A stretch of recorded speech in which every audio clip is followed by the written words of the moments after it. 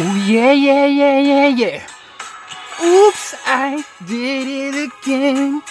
I waited a month to read the game magazine. Ooh, baby, baby, oops, I've been messing up. Got 321 subs. Drop way too many vids for that. It's Brittany Trick. And what are we doing today? Game Informer 359. My subscription is about to run up any day now, but they're still coming. I'm still reading them. So let's do it.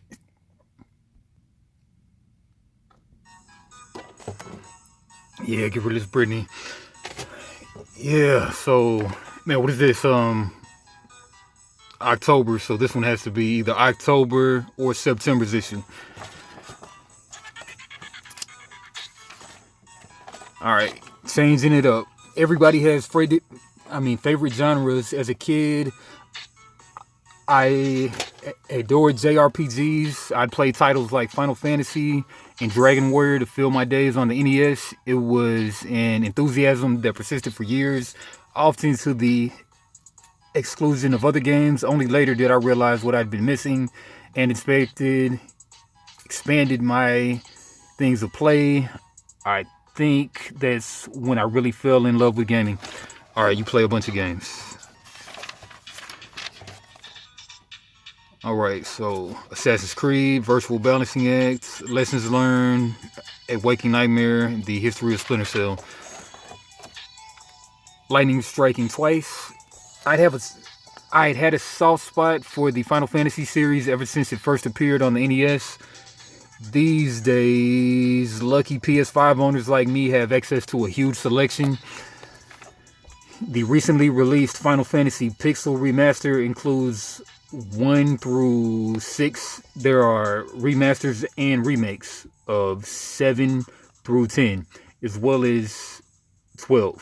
Final Fantasy 14 and 6 are on the latest systems, and as is the newest entry, Final Fantasy 16. We can even play spin-offs like Crisis Core and Stranger of Paradise. Gamers who grew up in the 80s and 90s were trained that when a new console came out, they either put away their old systems and lost access to the library, or simply have multiple generations of consoles plugged into the same TV. Today, we're conditioned to expect not only multi-generations of games to be playable through backward compatibility, but also through digital re-releases. I mean, they can do it, why not? Well, sometimes it's like a hassle to be doing all that. But prime for more. I recently watched a video discussing all the games announced near the start of the current gen that still have not come out, but they aren't officially canceled either. What game in this category, if any, are you still looking forward to? For me, I'm still looking forward to Metroid Prime 4. Fantastic example. First announced in 2017. Yeah, is that ever coming out? Surely it will. Subscribing to that notion. All right, skipping around. Charlotte Peterson, age 13. That is fantastic at 13 for sure. 16, nice. Dead Space. 13, looking good. 14, some kind of Link. Metroid on Game Boy Color or Game Boy Advance, whatever it is. Virtual Balancing Act. Competitive games require numerous checks and balances. We spoke to the developers responsible. Crafting a competitive game is one of the largest balancing acts in the game industry. Whether fighting game or shooter, tons of decisions invisible to the player constantly shape the experience. To do this from pre to post release, developers must ask themselves many questions. Is this aspect fun? Is this too strong? Is it user friendly? And so on. Last paragraph. Messing up the mail. These changes can cause player pain, and we don't take them lightly, Warford says. But we found that if we can communicate with players about our philosophies and intentions, we can work through them and build a stronger shared understanding of what we think is unique, exciting, and worth working towards. All right, collaboration between the end user and the developers. The back to school buying guide. School has started quite a while ago now. Star Trek USS Enterprise hoodie, $90. That is clean. I used to have some cool Echo hoodies. Back in the cap. Dragonbane corset. Sounds like a RPG, D&D, yeah. Back in 1982, kind of vintage, I guess. Star Wars Yoda milestone statue, $200. ROG Ally. For many, the Steam Deck opened a new avenue capably bringing the PC experience into a user-friendly handheld device.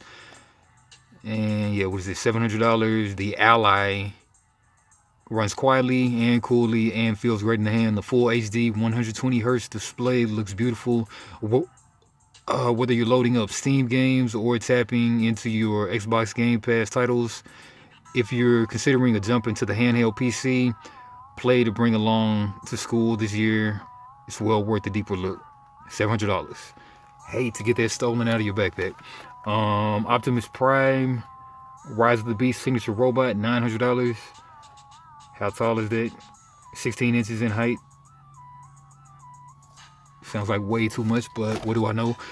Foldable gaming chair, $150. Cyberpunk 2077, no coincidence. Even as the long-awaited game expansion prepares to roll out, CD Projekt Red is expanding the cyberpunk fiction in new directions. The new novel, yeah, $20 paperback. Marvel Legends Magneto helmet, $99. D&D Drizzt tabletop companions box set, $50. WizKids.com. And board games, Everdell Far Short. The original Everdell is one of the most successful and celebrated board games in recent years, so it's no surprise that a new standalone game in the same universe has arrived with high praise. And like its predecessor, the game leverages classic worker placement mechanics with tableau building, adorable, beautiful anthropomorphic animals. Art acts as the glue to the experience. If Far Short doesn't reach that far from its source material, it's hard to complain too much. As a result, it's so much fun. $75 at tabletoptycoon.com. Stormbreaker gaming mouse, $179. That right there. It must be very precise. TMNT, The Last Ronin gallery diorama. That's Raphael, for those who don't know, $75. The video game textbook, $60. Routledge.com. Maxwell wireless gaming headset, $300. Class of 81 deluxe arcade cabinet. Got Galaga and Miss Pac-Man for $500. I'd rather get an emulation machine any day myself. Good Times. Assassin's Creed best historical backdrops. So Renaissance Italy for #1. Ptolemaic Egypt #2. Golden Age of Piracy in 4. French Revolution Paris for #4. And Victorian London for #5. And you've never played this good, why it's okay if someone hasn't played your favorite game. Far too many video games are released in a year for anyone to reasonably play them all, but the revelation that you missed out on something popular is always met with the same incredulous statement: you've never played this? Last paragraph. Here's my advice. It's going to sound preachy, but I mean it.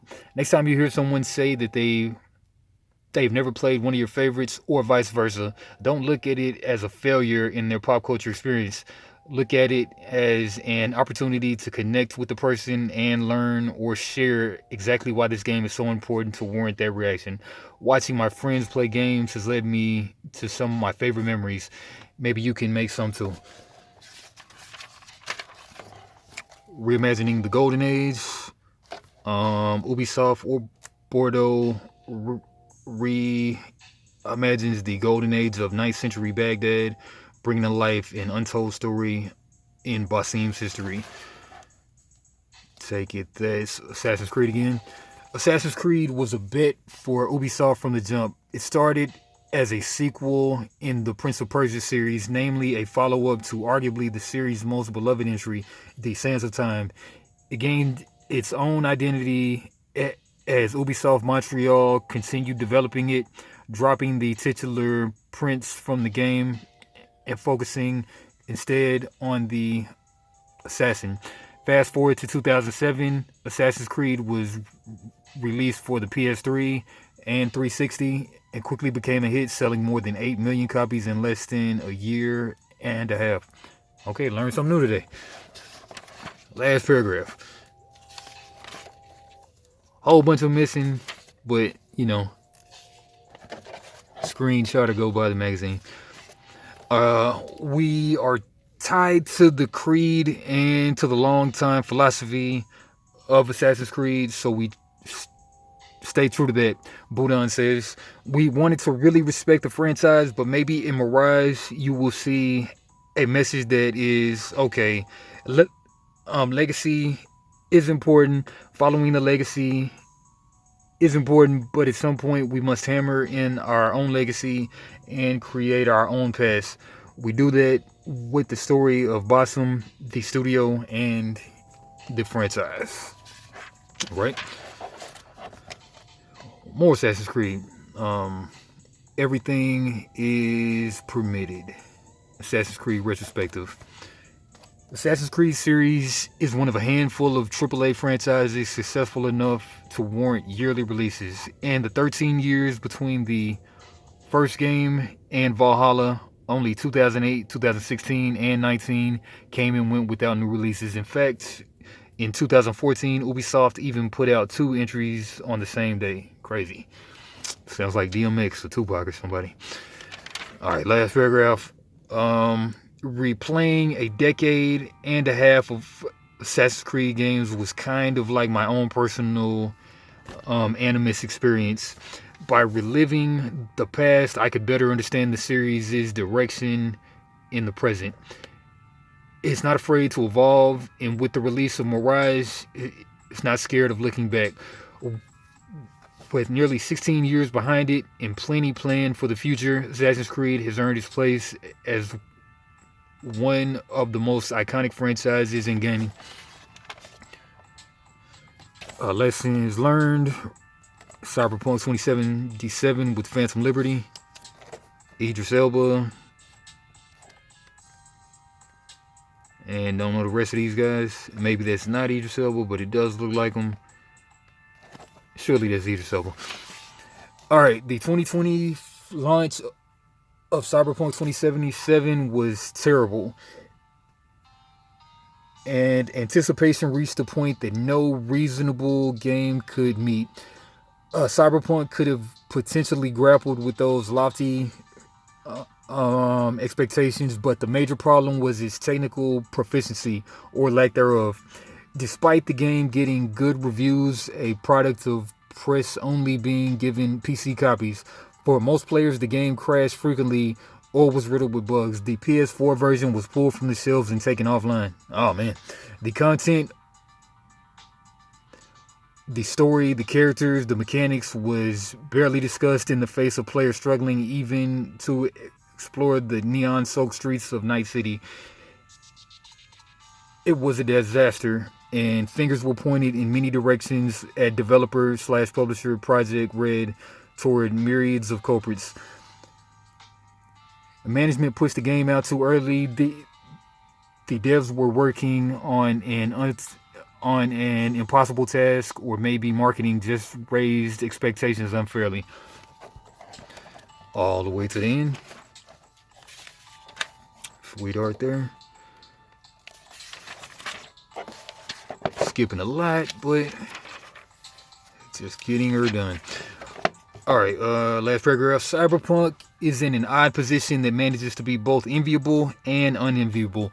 The budget and resources are on full display every moment. The game looks better than ever and helps Hollywood talent to perform and sell its story. But nearly everyone had a bad first impression in 2020. Um, and even those who didn't play the game at launch know of its bad reception.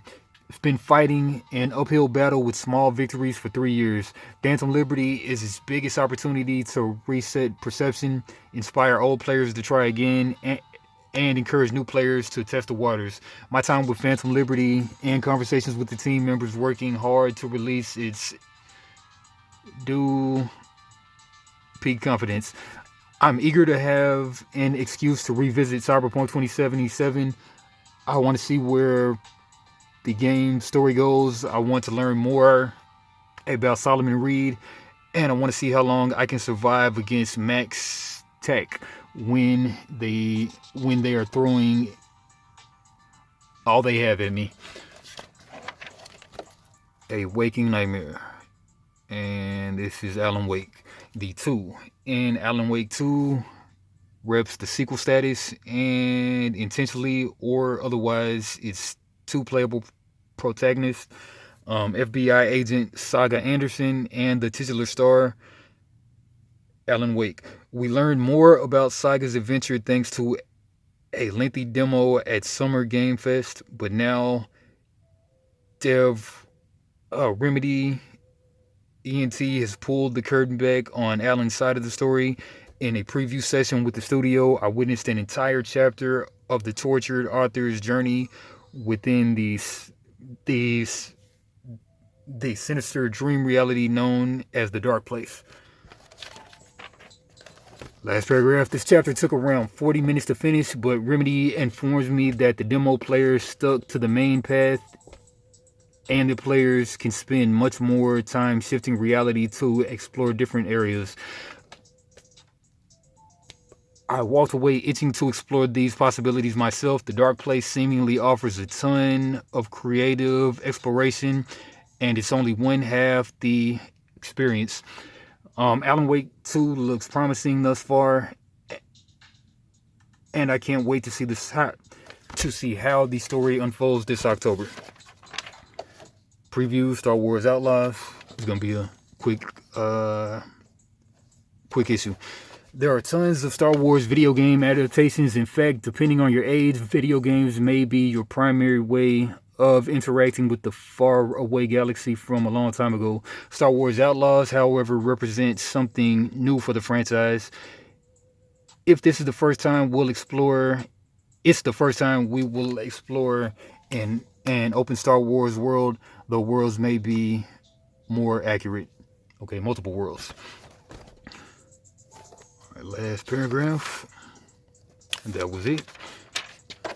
All right, we're overdue for a big open world Star Wars game, and we're hopeful Outlaws can live up to those expectations. The Crew Motorfest. The Crew has been around for nearly a decade, and since its beginnings, it struggled to make a cultural dent in the racing genre. I went into a 4-hour hands-on remote preview of Crew Motorfest, hoping to feel something different about this series, but like the Crew 2 and the Crew before it, this one feels just as uninspired, even if it's a competent racer. Sounds like we heard what's got a 2 offer. Enshrouded. The survival genre has never entirely worked for me. Life is already stressful enough, and playing a game built on the ideas of stress, resource management, and well survival has never appealed to me in my off hours. But Keen Games, the studio behind Portal Knights, let me watch roughly an hour of gameplay in this new survival game. Shrouded is a big step away from Keen Games' previous game, Portal Knights, but it's one I'm looking forward to learning more about. While at first glance appears to be a pretty standard fantasy action RPG fare, looking deeper reveals some interesting twist on the survival genre, which I typically avoid. That a survival game has me interested in learning more is significant accomplishment for Enshrouded. Early access sometime this year. Alright, Lords of the Fallen. The first Lords of the Fallen was released in 2014, a time when From Software had so far only released 3 Souls games. Bloodborne wasn't out, and Elden Ring hadn't yet redefined what the action RPG genre could be. I recall it being one of the first Souls-likes to appear on my radar. It didn't hit for me, and I put it down after a few hours. It was slow, clunky, and allowed for a little wiggle room in the gameplay style. All right. I'm impressed with how great Lords of the Fallen feels to play and how unique its world and systems are. Hexworks is taking big strides to make it stand out not just from its 2014 predecessor, but also the rest of the genre, and I commend the efforts. With 2 hours of play, while 2 hours of play isn't enough to call it success, I'm hopeful the final package will coalesce into a new Souls-like favorite. EA Sports FC 24. During a July live stream, EA Sports revealed EA Sports FC 24, the replacement for its overwhelmingly popular FIFA series. Oh, okay. That's strange. The move away from the FIFA license was announced later last year, but many of the core tenets remain the same. All right, last paragraph. EA Sports also revealed Manchester City star Erling Haaland as its cover athlete for this year's entry. If you can't wait to step onto the pitch and show what you've got, those who buy the Ultimate Edition will receive early access starting September 22nd. They have pitching and soccer too. All right. Polya, building a new life. Life sims can be great stress relievers, letting you build a digital existence from the ground up at a leisurely pace. However, more purpose-driven players may struggle with having to essentially make their own fun. Polya aims to satisfy both crowds by tossing dozens of players into a fleshed-out fantasy world to build a life while also embarking on an epic quest. Venturing into town lets you meet the locals who all have individual jobs and schedules. Chatting with them or solving their problems raises your friendship level, and you can also even become romantically involved with your neighbors. The main quest whisks you to ancient ruins that task players with puzzle solving and other challenges to unravel a broader mystery. After enjoying what I played, I'm interested in getting to the bottom of Polya's story. Polya. Mortal Kombat 1, another bloody chapter.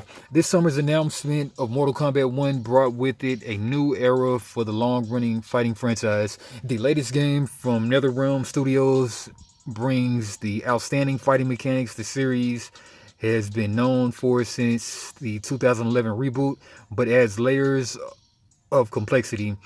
The most notable additions to the core mechanics in this entry is perhaps the cameo feature, where you can bring out a secondary character to perform a quick move at a crucial time. Sounds like Marvel vs. Capcom. But as I learned during my final time seeing the game before launch, during which I played the first chapter for the story and experienced the new robust single-player invasions mode, the first look earlier this summer only scratched the surface. I think it's already out now. I always eagerly anticipate the single-player content for each new Mortal Kombat game, but even within the franchise, Mortal Kombat 1's offerings feel special. Whether you're looking forward to the exciting narrative, the ever-unfolding content of invasions, or simply throwing down with friends and strangers, MK1 is poised to continue the very strong year we've been seeing for the fighting game. Crisp graphics, but not on the Nintendo Wii though. Don't get the Wii version.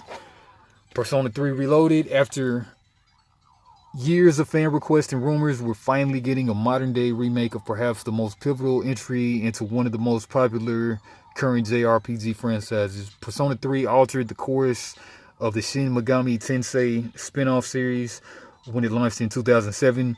While mechanics introduced in Persona 3 like social links have gone on to define subsequent entries, the technology and quality of life improvements of games like Persona 4 Golden and Persona 5 Royal make it challenging to go back to the OG Persona 3 or even the improved Persona 3 portable Sega recently ported to modern platforms. However, all that changes with Persona 3 Reloaded. Though fans have been disappointed with the less modernized release of Persona 3 portable on current consoles earlier this year, Persona 3 Reload looks to rectify the shortcomings of that remaster and truly bring one of the most influential RPGs of the last 20 years into the modern era. If it all goes well, looking to get into the Persona series for the first time might have a new answer for the best entry point. Whether you're a first-time player or seasoned vet of the series, we won't have long to wait as Reload arrives this February. Persona 5 Tactica.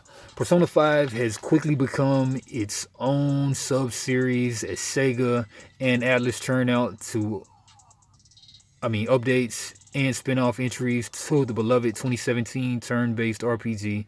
Yeah, that was a while ago. Persona 5 Royal and Persona 5 Strikers 2021-2020. This year brings the Phantom Thieves of Hearts to another genre, turn-based strategy. Though the Persona 5 spin-offs keep pushing further from the RPG formula fans are most familiar with, I still can't help but smile at the prospects of another fun adventure with this amazing cast of characters. I first fell in love with in 2017. Persona 5 Tactica probably won't be for all fans of Persona 5, but those who enjoy tactics-based gameplay and the dynamic cast of the OG RPG may find a match made in heaven. Like a dragon guiding the man who erased his name. Following Yakuza 6, A Song of Life in 2018, players bid farewell to Kazuma Kiryu as the series protagonist. In 2020, Yakuza Like a Dragon positioned the charismatic Ichiban Kasuga as the franchise's new face and flipped the series gameplay conventions on its head, signaling a new era for the series. Even though Kiryu still played a big part in that game, in the West, Sega even officially rebranded the franchise from Yakuza to Like a Dragon in 2022 to have the name more closely fit its OG Japanese title. Nah, y'all just scared of the Yakuza. Alright, but last paragraph. While most are excited about the return of Kiryu as the protagonist, the many hearts that were won over by the lovable Ichiban Kasuga in Yakuza Like a Dragon needn't worry. The next mainline title, Infinite Wealth, brings us another adventure featuring Ichiban next year. In the meantime, Like a Dragon Gaiden, the man who erased his name, feels like an excellent return to the series' roots, starring the hero most people associate with the long-running franchise. Just saying, a majestic climb. Okay, climbing high. From Life is Strange to Vampire Harmony, the Fall of Reverie Don't Nod has established itself as a studio willing to try new things. Its meditative mountain climbing game, Jusant, is unlike any of its more recent work, and after scaling beautiful terrain for over 2 hours, it may also be the studio's most impressive title yet. Ballast lends a hand by emitting a mystical bellow that makes large flowers sprout a patch of grabbable buds or grow snaking vines that you can hitch a ride to. This ability also activates various enigmatic artifacts scattered across abandoned villages. These settlements, along with various hidden pathways hiding letters and other treasures, lend to the game's appealing air of mystery. A smooth, flat pastel presentation makes it colorful treat for the eyes to boot. Between the fun climbing, the ever-changing environmental challenges, and intriguing lore, Jusant has a mountain of potential, and I can't wait to see the summit. Da-dum-da-dum. Whoa. Hope that did not show. Alright, Jusant.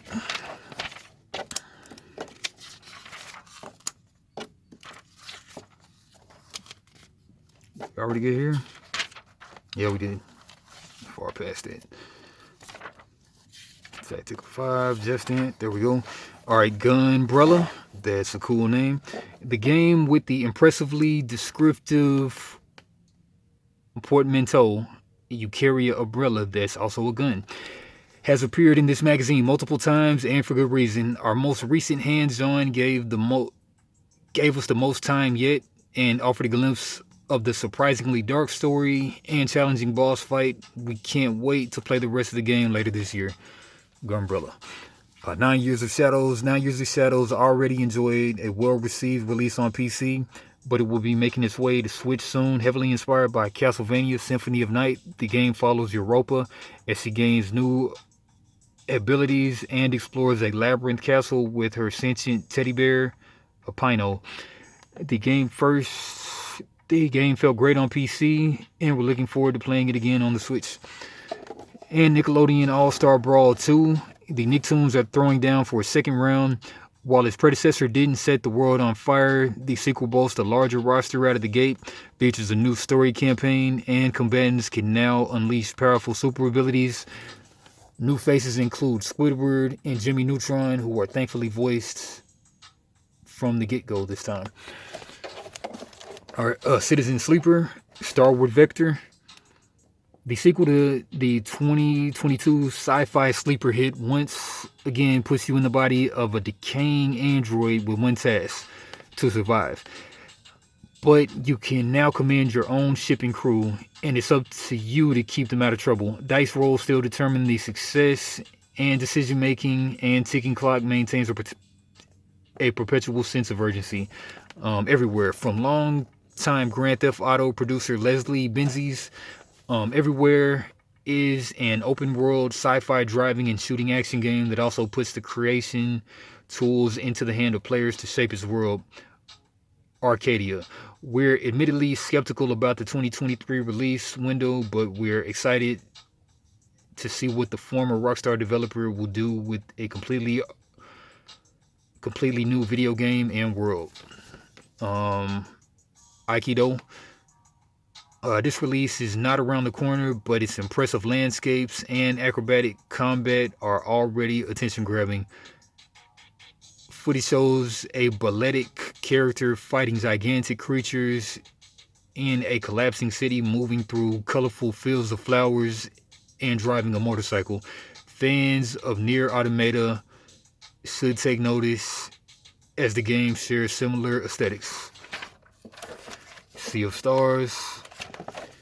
Sea of Stars is like a great genre film by a skilled director. It looks and feels familiar. You basically know what to expect and can probably even predict the major beats, but it doesn't hinder the experience. The intention is so well executed. Swim in by the stars. I dreaded Sea of Stars' conclusion, not because I feared the worst, but because I didn't want to leave the world and stop playing. Alright, Sea of Stars is a stellar throwback to that appeals to fans like me who love 16-bit RPGs, but it also functions as an excellent entry point. Annoyances that hindered early games that inspired Sea of Stars are nowhere to be seen. Simple actions like moving around the world feel great, the story picks up quickly, and the farming experience is effectively unnecessary.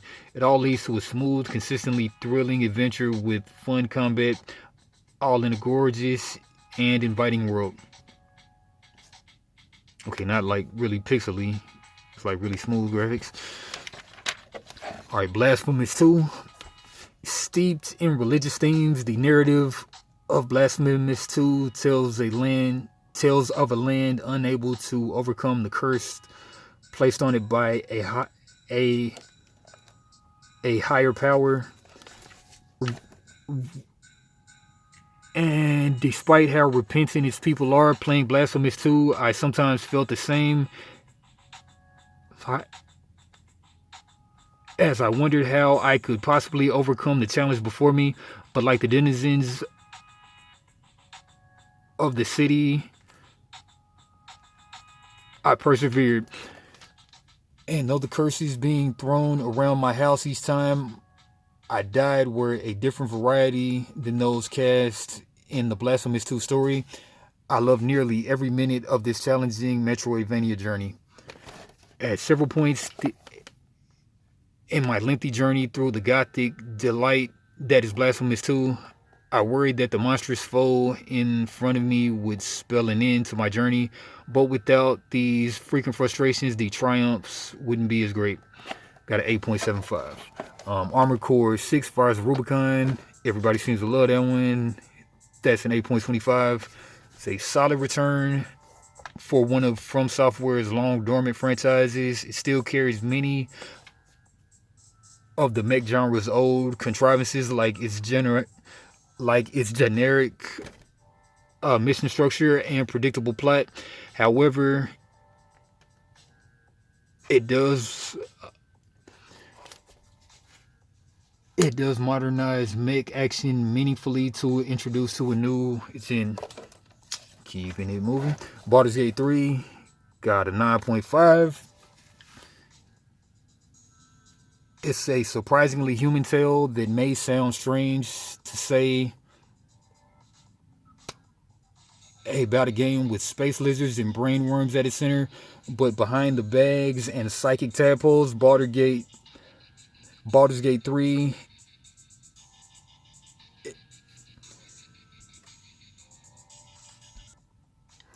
broken people trying to find their way in life. Where was I at? And maybe save the day, or turn it into a smoldering heap of agony and misery. Depends on how you feel that day. Whether you choose peace or something less savory, Baldur's Gate 3's intricate writing and impressive emphasis on experimentation make it one of the most unforgettable games in the genre. Baldur's Gate 3 is unforgettable and one of the best experiences I've had in games.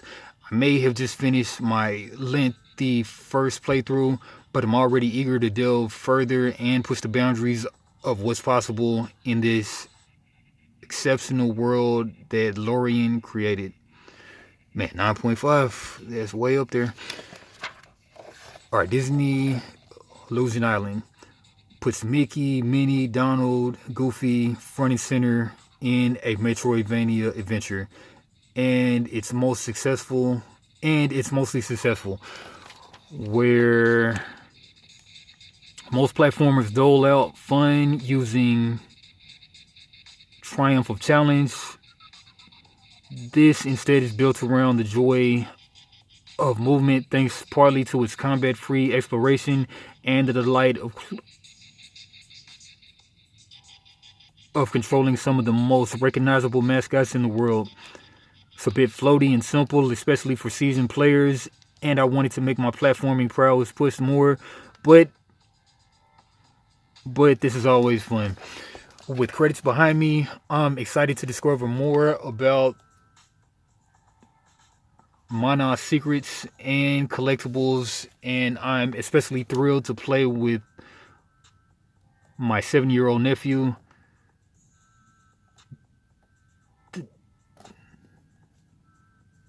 But when met on its own terms, it's hard to deny this is a jubilant love letter to the characters and platforming. Alright, Madden 24 from EA expands on the rebuilt fundamentals from last year, creating a football simulation that takes a solid next step towards authenticity. However, new poorly implemented features and an interface showing its age are enough to make the latest iteration feel like a sharp step back for the series badly needing to move forward. 6.75, not that great. Immortals of Avium carves out its own place in a broad genre of shooters by setting its first-person action in the fantasy realm of Avium. Alright, puzzle-like twist to keep most encounters fresh and exploration exciting, and while the story is predictable, I rolled credits impressed with the developer Ascendant Studios' first crack at its world and its mechanics. Delivering something different and unique in a genre clogged with the game set in real-world wars and battles is a commendable effort and pays off here for Ascendant Immortals of Avium. Is a great first outing mixing the fantasy genre's vibe, storytelling, and world exploration with the gunplay of modern first-person shooters, and its proof shooters still have a lot of room to grow outside of the usual releases. Okay, horror first-person shooter. Looks cool. Modern Fantasy Warfare. Stray Guys, the role-playing musical, got an 8.25. This one got an 8. While some glitches detracted from my experience, they far from ruined it. Overall, Stray Guys rocks between the cast, fantastic performances, a fun twist on Greek mythology, and genuinely novel mechanic. It's a game I didn't know I needed, but I'm happy to give it a standing ovation. And Exo Primal got an 8. Creative subversion of expectations impressed me in more ways than one. And its approach to telling a robust narrative within a multiplayer framework and is an example I hope other titles study. Okay, Remnant 2 got a 7.75. Most successful as it toured through a series of disparate dimensions, each contending with their own battles against the villainous root plaguing their world. Gunplay is solid. The co-op is up to 2 other players. Works great. And its lore is fascinating. And Double Dragon Gaiden Rise of the Dragon, 7.25. Double Dragon Gaiden has some aggravating design choices that prevent it from reaching the heights of similar comebacks like the TMNT or newcomers like Young Souls, but it's a respectable return for the Lee brothers. Alright, Splinter Cell Star has faded. The history of Splinter Cell, stealth action redefined. In the years since Sam Fisher's last outing, 23 Splinter Cell Blacklist, he's made a handful of cameo appearances and even shown his battle-worn visage at a conference or two. And there is a remake on the way, of which we've only seen concept art, but by most measures, the franchise has been dormant for a decade. Last paragraph. I love those glowing eyes. Just skipping over everything. The Metal Gear Solid 2 killer. A few years earlier, Clancy had enlisted the help of Cary, North Carolina-based Virus Corporation, an animation company with a small video game division, to adapt his novel SSN into a video game. One day after its release, the new collaborators formed Red Storm Entertainment and went on to release a handful of Clancy titles that more or less came and went before Rainbow Six rocketed the studio into the mainstream. In the summer of 2000, Ubisoft scooped up the company to acquire the Clancy license. Last paragraph, we were just these young dudes being like, hey, would this be cool? I'll draw that on a napkin. If the idea works, even if it's from someone with a lot of experience and done in a little bit of an amateur way, the idea was solid, the idea worked. Crawling around and sniping with night vision, heat vision goggles. Alright, so that's been a rough read of Game Informer 359. And already got the 360 right here. Taking it back to Xbox. But check back. Hopefully I don't take a whole month to read this. But anyway, all your games, like, comment, subscribe. Spock.